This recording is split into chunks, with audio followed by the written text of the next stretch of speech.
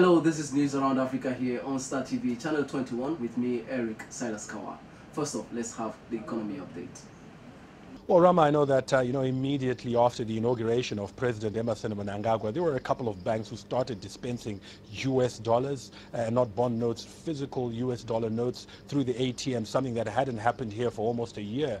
But that was quite an isolated development. And, we've since gone back to the situation where there are long queues at the banks, and particularly now as we head into the festive season where there is this huge demand for cash going into the holiday season. So, by their own admission, by his own acknowledgement, the finance minister told a breakfast meeting of business people at a post-budget review last week that I attended, and he said that there is no short solution in sight for this cash crisis, that it's not going to happen overnight. And when you look at it, he is quite right, because the biggest challenge that we have here is the fact that we're not producing enough. We're not producing enough and therefore exporting enough to be able to earn foreign currency. So even if Zimbabwe were to get a huge windfall of $2 billion, for instance, as cash into the economy, most of that money will very quickly end up outside of Zimbabwe's borders, because retailers, traders and other people will need to go there to import goods that aren't produced here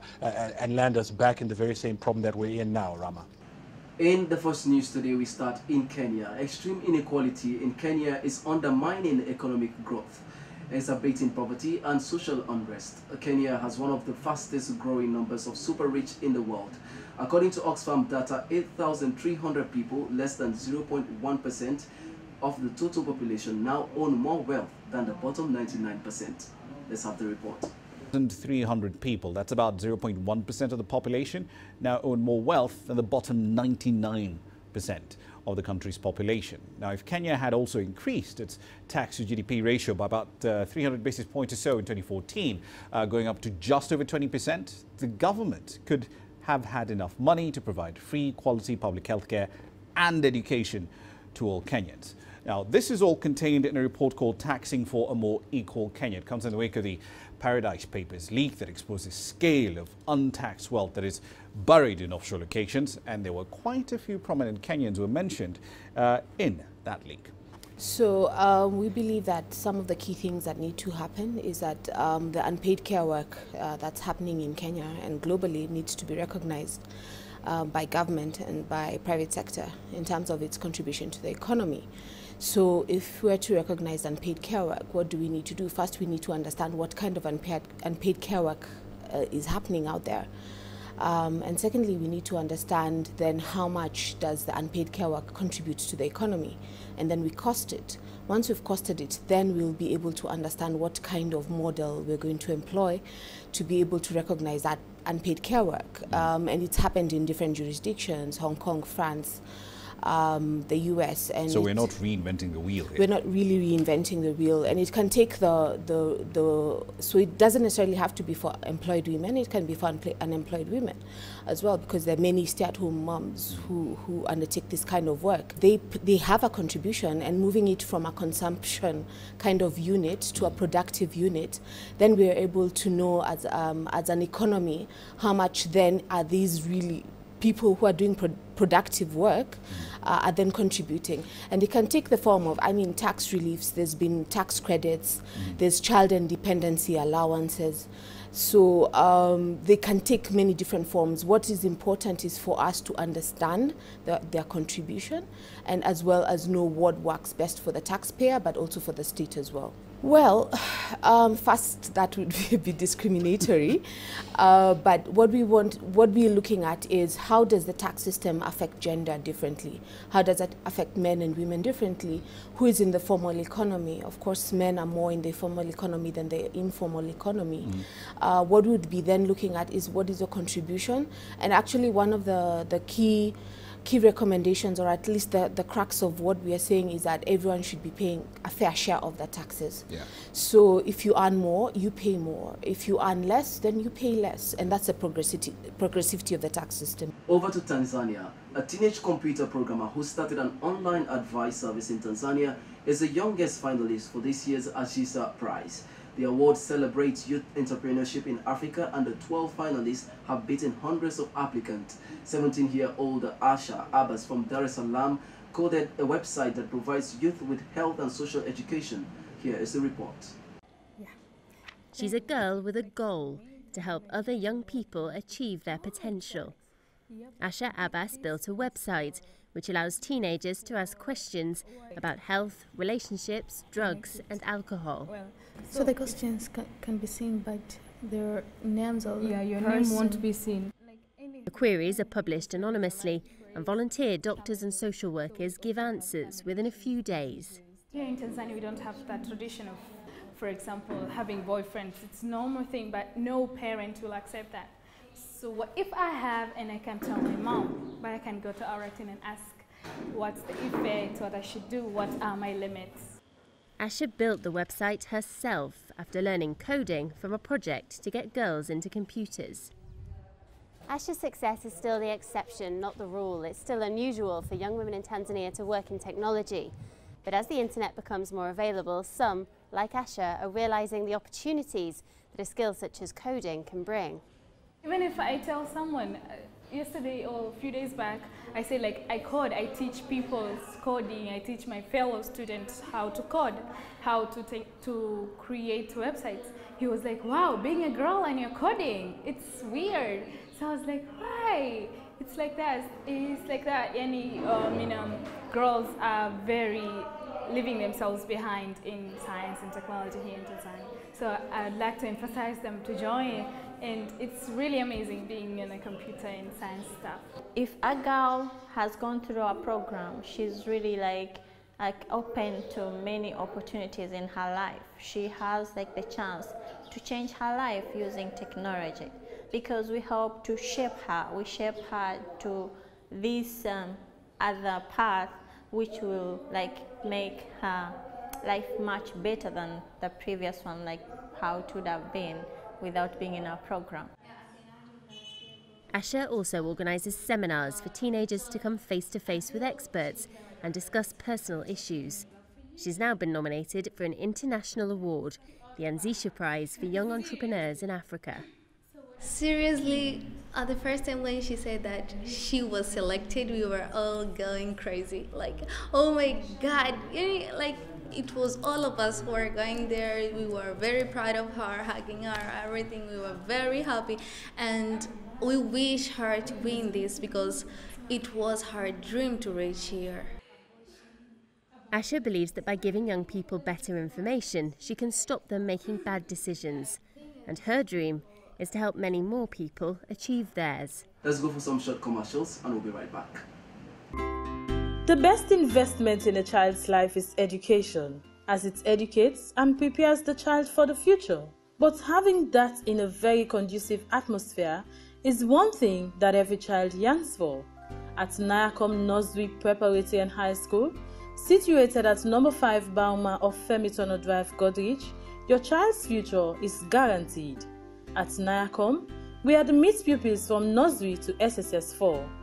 Striving for excellence is one of Nayacom's mission, and that is accomplished through our conducive learning environment that comes in a fenced compound, a one-to-one seating accommodation, trained and qualified teachers, guidance and counseling units, plus a spacious playing ground which affirms the saying, all work and no play makes Jack a dull boy.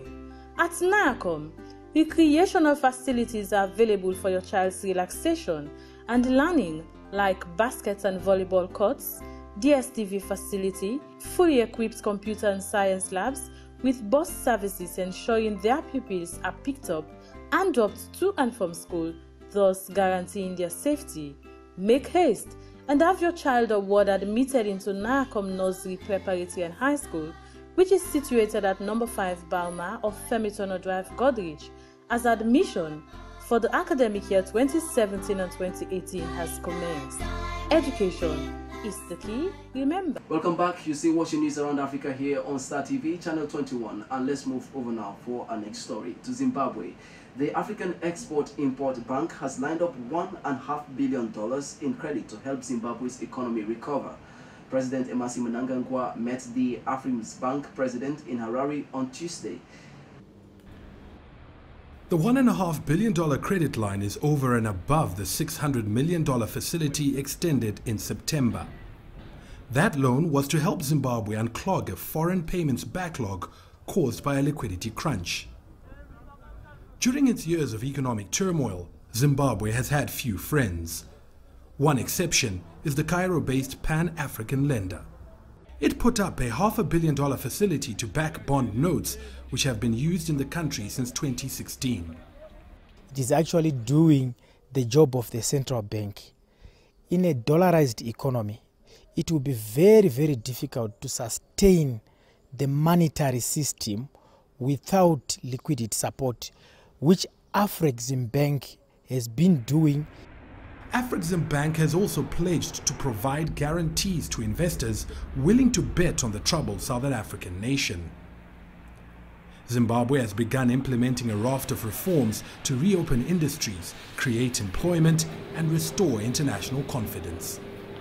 Zimbabwe is a potential country. It has got vast potential coming from the rich endowments in resources. So any country or any institution which is forward-looking would want to assist such a country, because from that potential, the capacity to generate foreign currency to repay the loans is obviously there.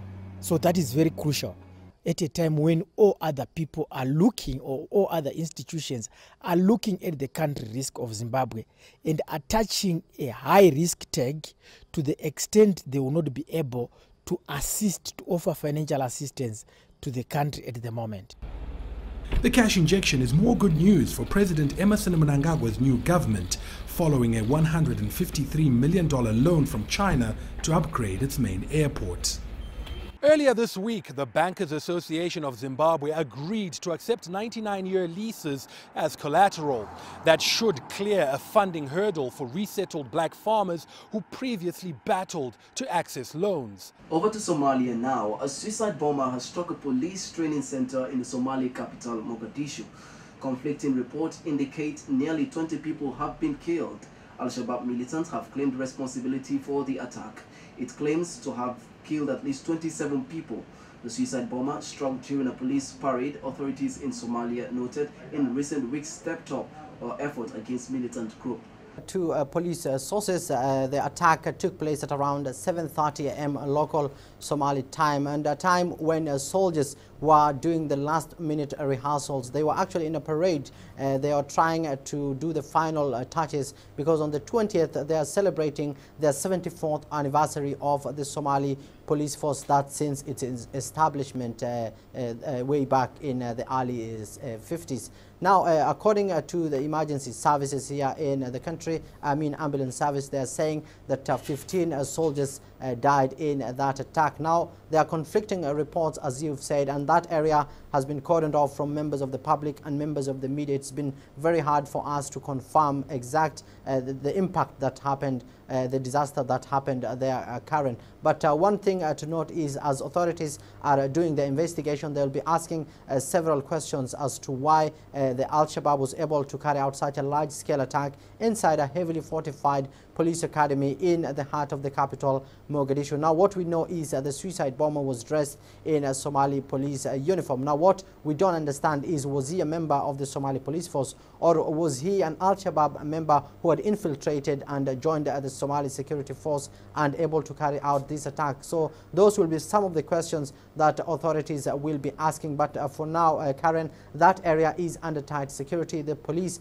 have cordoned off that area completely as they're trying to investigate how that attack happened today in Mogadishu, Karen. And Al-Shabaab is known to step up their attacks as the year winds down. What measures have security forces put in place to prevent such attacks? Well, Karen, as you've said, the attack here ended months of relative stability here in Mogadishu. The last time an attack happened here in the capital was on the 28th of October. That's 2 weeks after the deadliest attack here in Somalia that killed more than 500 people. Now, ever since then, security has been stepped up here in Mogadishu. The local Mogadishu municipality has put up some tough initiatives, among them a ban on trucks and oil tankers during the day. That itself has reduced the level of threat here in Mogadishu. But as you've said, the militant group Al-Shabaab time and again tries to send a powerful message as the year winds down. As we remember, in 2014. On Christmas Day, they attacked the biggest African Union base here in Somalia, killing scores of soldiers. So they might be trying to send a powerful message as the year ends here in Mogadishu. And this attack, Karen, happens to take place just 1 week after Somalia held a crucial security conference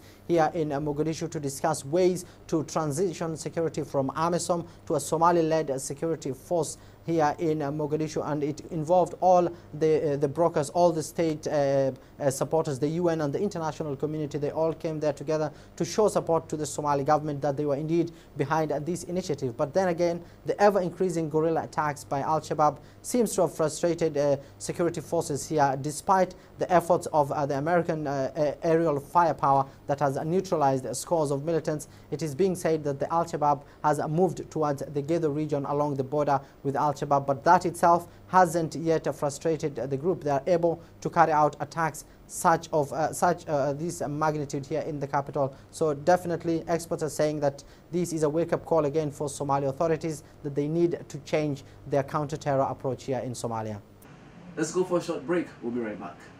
Always wanted to get some good IT training, but often wondered where, when, and why. Allow me to share my pleasant discovery. Situated on the outskirts of Freetown on mile 91 Freetown Highway, Silicon Hills, just opposite the former Camp Charlie, is the Canadian College of Modern Technology. And apart from its serene environment, which makes it most suitable for learning, this certified and accredited Canadian College of Modern Technology, with its well-experienced international and local teaching staff. We offer courses in computer science, business administration, human resource management, development studies, and mass communication. They will help you develop and demonstrate effective problem-solving skills to be successful IT professionals. You may also like to know that this fully equipped institution is not only special for its wireless connectivity and its unique waste management policy, which seeks to help reduce their carbon footprint, but also has a 24-hour solar electricity power supply and a backup generator. This highly secured campus also has a clinic, student hostels with clean running pipe-borne water, a canteen, and state-of-the-art learning facilities to make learning a good experience.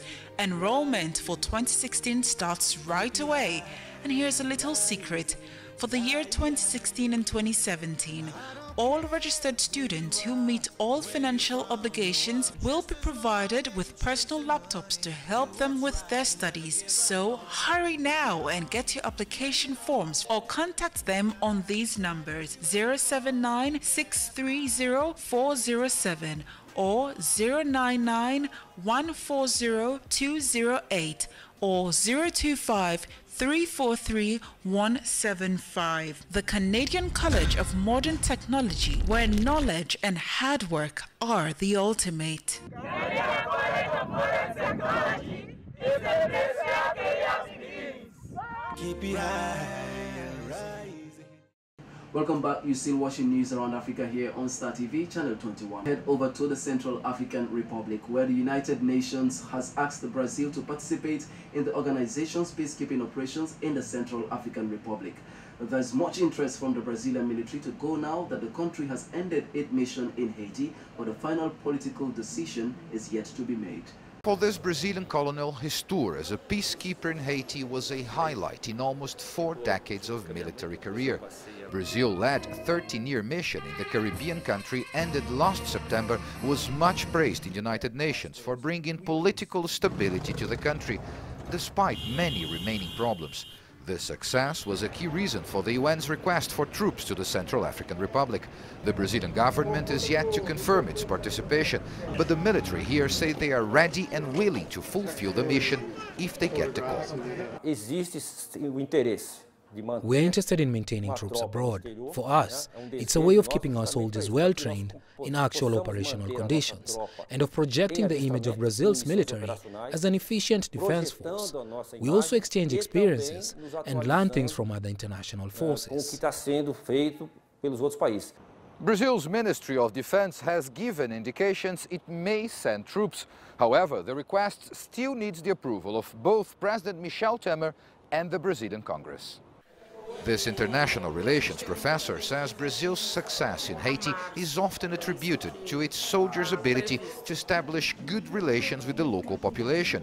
But this may prove much harder with the warring factions in the Central African Republic. The Ministry of Defense has said that they know there are differences and they are ready to train and be prepared for those differences. But what we have seen is that the Ministry of Foreign Affairs has not been too vocal about the possibility of sending troops. So taking it all into account, do you think that Brazil will in the end send peacekeeping forces to Central African Republic? There is a big chance that we will send out troops, but I do think that we will have some resistance in terms of costs specifically. But even though we will have difficulties, I do think that we have a strong chance of actually sending them out. And the ministry has said that the provision is of actually sending them out around April. Brazil's Ministry of Defense is planning for the possible deployment of about 1,000 troops for the peacekeeping operations in the Central African Republic. Expectations are that a bill will be sent to Congress before the end of the year requesting authorization for the mission. Now in sports. South Africa's Super Sport United may have stumbled at the final CAF Confederation Cup hurdle, but the lessons learned have provided invaluable support. The team have come out of the lengthy African campaign stronger and more determined than ever to succeed in the future. Sias de Pelsis takes a look at the year that was for the South African club. The journey to the Confederation Cup final started in February this year, and saw Matsatsansa travel thousands of kilometers to 8 different countries to face some of the toughest teams in Africa. And despite the rigors of a demanding and arduous campaign, the experience brought the players closer together in what can only be described as a band of football brothers. There's a lot of people that complain about the traveling, but I think that builds a team character.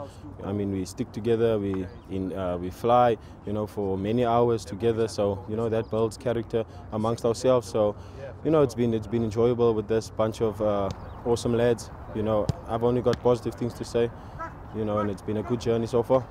The New Zealand international Jeremy Brockie says the experience has improved his football and brought the best out of him, as he finished top scorer in the competition with 8 goals. Before I came to this continent, it's something that I always said I wanted to do, which was to play in this competition. So to see some places in this part of the world, it's a great experience and I'm really enjoying it. It's nice to be the top goal scorer so far. The team arrived back from their semi-final victory over Club Africain in October, brimming with confidence ahead of the final, and were well aware what a tough task awaited them against a team they had faced twice before, TP Mazembe. Yeah, it's a great feeling. I think, we're very happy, but we're not satisfied. We've got 2 big games to play. We've come this far, we want to go all the way. So, like I said, we're happy, but we're not satisfied. After the first leg ended in a 2-1 defeat away to the DRC Giants, the 3-time South African Domestic League champions knew they needed a result to stand any chance of claiming their first piece of continental silverware. But it was not to be. The final score 0-0, and Eric Tinkler's side had lost 2-1 on aggregate. For us, yeah, there's going to have to be a winner and a loser, and fortunately we're on that losing end. But does that make us a bad team? Does that make us bad players? Does that make me a bad coach? I don't think so. It is a case of 3rd time unlucky for Tinkler, but despite missing out on continental silverware with Orlando Pirates and now with SuperSport United, the experience has improved the steeliness of his squad, tested their depth and made them into a formidable unit capable of challenging the giants of Africa, and in so doing making them one of the teams to beat in the continental competitions next year. From that sports news, that's all we've got time for in today's edition of News Around Africa here on Star TV, Channel 21. I am Eric Silas Kawa.